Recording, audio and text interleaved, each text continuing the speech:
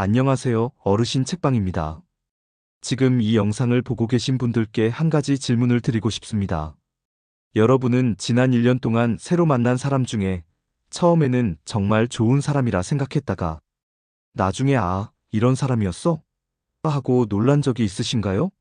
제 친한 이웃 할머니는 얼마 전 탁구 동호회에서 만난 회원 때문에 큰 상처를 받으셨습니다. 처음엔 말씀도 조곤조곤, 매주 과일도 사오시고 정말 예의 바른 분이라 생각했답니다. 하지만 2달 만에 할머니의 적금 통장이 텅 비었습니다. 우리는 왜 이렇게 사람을 자꾸 잘못 보는 걸까요? 인간의 뇌는 좋은 사람을 알아보는 능력이 타고났지만 현대 사회의 교묘한 사기꾼들은 그 본능을 역이용한다는 거죠. 오늘은 상대방의 진짜 마음을 꿰뚫어보는 비법을 알려드리겠습니다. 특히 마지막에 알려드릴 실제 생활에서 어떻게 활용하면 좋을지에 대한 내용도 정리해 놓았으니 반드시 끝까지 시청해주세요. 상대의 본 모습을 꿰뚫어보는 방법 첫 번째는 시선 패턴을 보는 것입니다. 우리는 살면서 수많은 사람들과 눈을 마주치며 대화를 나눕니다. 시선은 말보다 때로는 더 많은 것을 알려주는 창문이 되기도 하죠. 심리학자들은 오랫동안 인간의 시선 패턴을 연구해 왔는데요. 특히 대화할 때의 시선은 그 사람의 진심을 엿볼 수 있는 중요한 단서가 된다고 합니다. 정직한 사람들은 대체로 이런 자연스러운 시선 패턴을 보입니다. 첫째, 상대방과 대화할 때는 편안하게 눈을 맞춥니다. 마치 오래된 친구와 이야기를 나누듯 부담스럽지 않게 시선을 맞추는 거죠. 눈을 계속 바라보는 것이 아니라 때로는 얼굴의 다른 부분도 자연스럽게 보면서 대화를 이어갑니다. 둘째, 생각을 정리할 때는 자연스럽게 시선을 돌립니다. 특히 기억을 떠올리거나 새로운 생각을 할 때는 잠시 시선을 옆으로 돌리는데 이는 매우 자연스러운 행동입니다. 우리 뇌가 집중해서 생각할 때 나타나는 정상적인 반응이라고 해요. 셋째, 다시 자연스럽게 상대방을 바라봅니다. 생각이 정리되면 부드럽게 시선을 돌려 다시 대화에 집중하는 모습을 보입니다. 이런 시선의 움직임이 마치 잔잔한 물결처럼 자연스럽게 이어지는 거죠. 반면에 거짓말을 하거나 숨기는 것이 있는 사람들의 시선은 좀 다른 특징을 보입니다. 첫째, 지나치게 강한 눈맞춤을 보입니다. 마치 나는 정직하다는 것을 증명하려는 듯이 지나치게 상대방의 눈을 응시하죠. 이런 행동은 오히려 부자연스럽게 느껴질 수 있습니다. 실제로 편안한 대화에서는 적절한 눈맞춤과 시선 이동이 자연스럽게 섞여 있기 마련입니다. 둘째, 반대로 지나치게 시선을 피하기도 합니다. 계속해서 아래를 보거나 옆을 보거나 어떤 사물에 시선을 고정하는 등 시선 처리가 어색한 모습을 보이죠. 특히 중요한 이야기를 할 때 이런 모습이 두드러진다면 주의 깊게 살펴볼 필요가 있습니다. 셋째, 시선의 전환이 부자연스럽고 어색합니다. 정직한 사람의 부드러운 시선 이동과는 달리 마치 기계적으로 움직이는 것처럼 어색한 시선 처리를 보입니다. 특히 예민한 주제나 돈 이야기가 나올 때 이런 특징이 더 분명하게 나타나죠. 실제 사례를 들려드리겠습니다. 지난달 서울의 한 복지관에서 만난 박땡땡 할머니는 취미 모임에서 있었던 재미있는 경험을 들려주셨습니다. 동네 꽃꽂이 수업에 새로 들어온 젊은 강사가 있었는데 처음부터 뭔가 불편한 느낌이 들었다고 합니다. 수강생들과 대화할 때 지나치게 눈을 크게 뜨고 응시하다가도 수업비나 재료비 이야기가 나오면 갑자기 시선을 피하며 말끝을 흐렸다고 해요.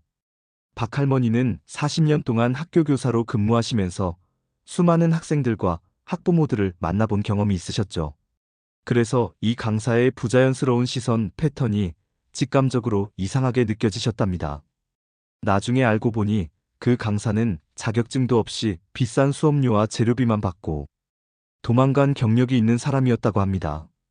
자, 그렇다면 시선 패턴을 어떻게 관찰하면 좋을까요? 3가지 체크 포인트를 알려드리겠습니다.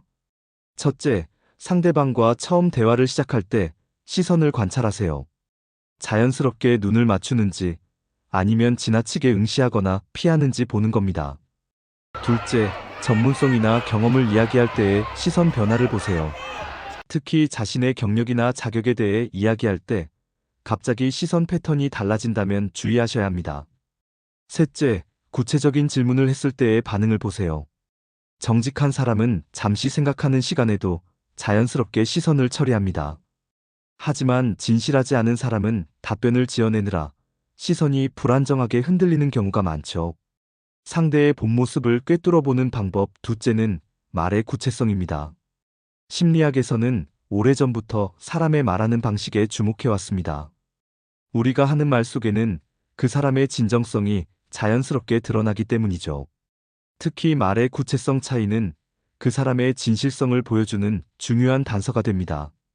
진솔한 대화를 나누는 사람들의 특징부터 살펴볼까요? 첫째, 시간과 장소를 구체적으로 말합니다. 그냥 얼마 전에가 아니라 지난주 화요일 오전에라고 말하고 어디서가 아니라 복지관 3층 강당에서처럼 구체적으로 표현합니다. 이런 구체성은 실제 경험에서 자연스럽게 나오는 것이기 때문입니다. 둘째, 경험의 과정을 자세히 설명합니다. 태극권을 배웠어요 정도가 아니라 처음에는 기본 동작부터 시작해서 한 달 동안 기초를 다지고 그 다음 달부터 본격적인 동작을 배우기 시작했어요. 처럼 배움의 과정을 순차적으로 설명하죠. 셋째, 구체적인 숫자나 사실관계를 자연스럽게 언급합니다. 수업료는 한 달에 5만 원이고 10명 정도가 함께 배워요. 준비물로 편한 운동화랑 운동복이 필요해요. 이런 식으로 실제 정보를 구체적으로 전달합니다. 반면 신뢰하기 어려운 대화는 어떤 특징이 있을까요? 첫째, 모호하고 추상적인 표현을 많이 씁니다. 조만간 좋은 일이 있을 거예요. 멋진 기회가 기다리고 있어요. 특별한 인연이라고 생각해요. 이런 표현들은 구체적인 내용 없이 감정적인 반응만 이끌어내려 합니다. 둘째, 급박함을 강조하는 표현이 많습니다. 지금 아니면 절대 안 됩니다. 이런 기회는 다시 오지 않아요. 빨리 결정하셔야 합니다. 이는 상대방이 깊이 생각할 시간을 주지 않으려는 의도일 수 있습니다. 셋째, 과도한 확신이나 보장을 말합니다. 반드시 성공합니다. 실패할 리가 없어요. 100% 보장된 일이에요. 현실에서 이런 완벽한 보장은 거의 불가능하다는 점을 기억하세요. 그렇다면 이런 말의 구체성을 어떻게 활용하면 좋을까요? 첫째, 질문을 구체적으로 해보세요. 예를 들어, 그 일은 언제, 어디서 하시는 건가요? 구체적인 계획은 어떻게 되나요? 처럼 세부적인 내용을 물어보는 겁니다. 둘째, 답변의 일관성을 확인하세요. 같은 내용에 대해 물어볼 때마다 세부 사항이 계속 바뀐다면 주의해야 할 신호일 수 있습니다. 셋째, 직접 경험담을 요청해 보세요. 비슷한 경험이 있으신가요? 구체적인 예시를 들어주실 수 있나요? 처럼 실제 경험을 바탕으로 한 이야기를 청해 보세요. 실제 사례를 하나 더 들려드리겠습니다. 부산에 사시는 박땡땡 할머니는 어느 날 자칭 증권회사 직원이라는 사람에게서 전화를 받았습니다. 그 사람은 곧 주가가 오를 대박 종목이 있다며 투자를 권유했지만 구체적인 회사 정보나 근거는 전혀 제시하지 않았습니다. 이에 박땡땡 할머니는 그렇다면 회사의 매출액이나 영업이익은 얼마인가요? 라고 구체적인 질문을 했습니다. 그러자 상대방은 갑자기 말을 돌리며 대답을 회피하더니 서둘러 전화를 끊었다고 합니다. 이처럼 구체적인 사항을 질문했을 때도 명확한 답변을 하지 않고 회피하거나 두루뭉술하게 넘어가려 한다면 반드시 의심해 봐야 합니다. 하지만 여기서 한 가지 주의하실 점이 있습니다. 모든 사람이 항상 구체적으로 말하지는 않습니다. 기억력이 좋지 않거나 말하기를 불편해하는 분들도 계시죠. 또 어떤 분들은 습관적으로 두루뭉술하게 말씀하시는 경우도 있습니다. 따라서 말의 구체성은 다른 신호들과 함께 종합적으로 판단하는 것이 좋습니다. 특히 중요한 결정을 앞두고 있을 때는 반드시 구체적인 정보를 요청하고 필요하다면 기록해두는 것이 현명합니다. 또한 누군가 구체적인 답변을 회피하거나 계속해서 급하게 결정을 재촉한다면 일단 천천히 생각해 보겠습니다 라고 말씀하시고 주변 사람들과 상의해 보시는 것이 좋습니다. 마지막으로 상대의 본 모습을 꿰뚫어보는 방법 세 번째 방법은 감정 표현의 자연스러움입니다. 오랜 세월을 살아오신 우리 어르신들은 잘 아실 겁니다. 사람의 감정이라는 것이 마치 흐르는 물처럼 자연스럽게 변하는 것이라는 걸 말이죠. 때론 기쁘고, 때론 슬프고, 때론 화가 나기도 하지만 그 모든 감정들이 그때그때의 상황에 맞게 자연스럽게 표현되는 것이 정상입니다. 진심을 가진 사람의 감정 변화는 이렇게 나타납니다. 첫째, 상황에 어울리는 자연스러운 감정을 보입니다. 즐거운 이야기를 할 때는 미소를 짓고, 안타까운 이야기를 할 때는 걱정스러운 표정을 짓는 식으로 그 순간에 맞는 감정을 자연스럽게 표현하죠. 둘째, 감정의 강도가 적절합니다. 기쁜 일에 살짝 미소 짓거나 슬픈 일에 깊은 한숨을 쉬는 정도로 상황에 맞는 적절한 감정 표현을 보입니다. 셋째, 감정의 전환이 자연스럽습니다. 한 감정에서 다른 감정으로 바뀔 때 마치 물이 흐르듯 상황에 맞게 자연스럽게 변화합니다. 반면 진심이 아닌 사람들의 감정 표현은 어떨까요? 첫째, 지나치게 과장된 감정을 보입니다. 처음 만난 사람에게 마치 20년 지기 친구처럼 행동하거나 작은 일에도 과하게 기뻐하거나 슬퍼하는 식입니다. 어머나, 선생님을 여기서 뵙다니 이거야말로 하늘이 맺어준 인연이에요. 이런 식의 과한 반응은 주의 깊게 살펴볼 필요가 있습니다. 둘째, 상황에 어울리지 않는 감정을 보입니다. 슬픈 이야기를 하면서 웃음을 짓거나 즐거운 이야기를 하면서 불안한 표정을 짓는 등 상황과 감정이 서로 어긋나는 모습을 보이죠. 예를 들어, 큰 손해가 날 수 있는 이야기를 하면서 지나치게 밝고 들뜬 모습을 보인다면 의심해 볼 필요가 있습니다. 셋째, 감정 변화가 너무 급격합니다. 마치 스위치를 켜고 끄듯이 기쁨에서 슬픔으로 또는 분노에서 친절함으로 너무 갑작스럽게 감정이 바뀌는 경우가 있죠. 넷째, 반복되는 패턴을 보입니다. 마치 미리 준비한 대본처럼 같은 상황에서 항상 똑같은 감정 반응을 보이거나 비슷한 말과 행동을 기계적으로 반복하는 경우입니다. 이런 감정 표현을 구체적으로 살펴보는 방법을 알려드리겠습니다. 첫째, 첫 만남에서의 감정 표현을 관찰하세요. 처음 만난 사람에게 보이는 자연스러운 거리감은 당연한 것입니다. 오히려 처음부터 지나치게 친근하게 구는 것은 경계해 볼 필요가 있죠. 제가 선생님을 특별히 생각해서 이러는 건데, 이런 식의 과도한 감정 표현은 주의 신호입니다. 둘째, 이야기 주제가 바뀔 때의 감정 변화를 보세요. 특히 돈이나 계약 같은 중요한 주제로 넘어갈 때 갑자기 감정 표현이 달라진다면 주의하셔야 합니다. 셋째, 질문에 대한 감정 반응을 살피세요. 구체적인 질문을 했을 때 갑자기 방어적이 되거나 지나치게 감정적으로 반응한다면 의심해 볼 필요가 있습니다. 하지만 여기서도 한 가지 주의하실 점이 있습니다. 모든 사람의 감정 표현 방식이 같지는 않다는 거죠. 내성적인 분들은 감정 표현이 적을 수 있고 반대로 외향적인 분들은 감정을 풍부하게 표현할 수 있습니다. 중요한 것은 그 사람의 감정 표현이 전체적으로 자연스러운가, 그리고 상황에 맞는 적절한 감정인가를 보는 것입니다. 특히 새로운 인연을 만날 때는 처음에 과도한 친밀감보다는 시간을 두고 차근차근 쌓아가는 신뢰가 더 중요하다는 점을 꼭 기억해 주시기 바랍니다. 자, 지금까지 배운 내용을 실제 생활에서 어떻게 활용하면 좋을지 방법을 알려드리겠습니다.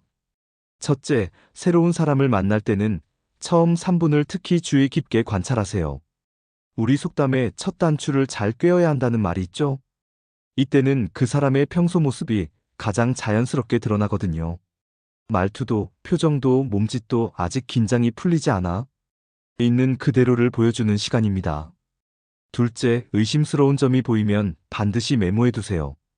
우리 기억력을 너무 믿지 마시고 마음에 걸리는 점들은 조용히 메모해 두세요. 휴대폰의 메모장을 활용하셔도 좋고 작은 수첩을 가지고 다니셔도 좋습니다. 아, 이건 좀 이상하다 싶은 느낌이 들 때 간단히 적어두는 것만으로도 나중에 큰 도움이 될 수 있답니다. 셋째, 혼자 판단하지 마시고 반드시 가족들과 상의하세요. 우리 속담에 백지장도 맞들면 낫다고 하잖아요. 혼자 결정하기 어려운 일이 있다면 자녀들이나 손주들과 함께 이야기를 나눠보세요. 젊은 세대들은 우리가 미처보지 못한 새로운 관점을 제시해 줄 수 있답니다. 하지만 여기서 꼭 기억하셨으면 하는 점이 있습니다. 우리가 이런 방법들을 배우는 이유는 세상을 불신하고 의심하기 위해서가 아닙니다. 오히려 진정으로 좋은 인연을 알아보고 더 깊은 신뢰관계를 만들어가기 위해서입니다. 마치 좋은 씨앗을 고르는 농부의 마음으로 우리 주변의 인연들을 살펴보는 것이죠. 건강한 씨앗을 심어야 튼튼한 나무가 자라듯 좋은 인연을 알아보는 눈을 가질 때 우리의 인간관계도 더욱 풍성해질 수 있습니다. 결국 이 모든 것은 더 행복하고 즐거운 인간관계를 만들어가기 위한 지혜니까요. 이것을 잊지 마시고 오늘 배운 내용들을 긍정적인 마음으로 실천해 보시기 바랍니다. 자, 오늘 배운 내용을 마지막으로 다시 한번 정리해 드리겠습니다. 우리가 만난 소중한 인연이 진정성 있는 사람인지 알아보는 3가지 지혜로운 방법 잘 기억하고 계시죠? 첫째, 그 사람의 눈빛을 보세요. 자연스럽게 마주치는 따뜻한 시선인지 아니면 불안정하게 흔들리는 눈빛인지 살펴보시는 거예요. 둘째, 이야기하는 방식을 보세요. 구체적이고 명확한 설명을 하는지 아니면 두루뭉술하게 말을 흐리는지 잘 들어보세요. 셋째, 감정이 자연스럽게 흐르는지 보세요. 진심 어린 감정은 봄날의 시냇물처럼 자연스럽게 흐른답니다. 이 3가지만 기억하시면 앞으로는 좋은 인연을 알아보는 안목이 더욱 밝아지실 거예요. 다음 시간에는 더욱 도움이 되실 만한 내용으로 찾아뵙겠습니다. 오늘도 끝까지 함께 해주셔서 진심으로 감사드립니다.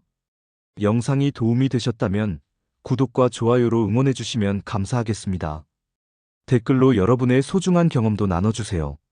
여러분의 이야기가 다른 분들께도 큰 도움이 될 거예요. 다음에 또 만나 뵙겠습니다. 항상 건강하고 행복하세요. 지금까지 어르신을 위한 따뜻한 이야기 공간, 어르신 책방이었습니다. 감사합니다.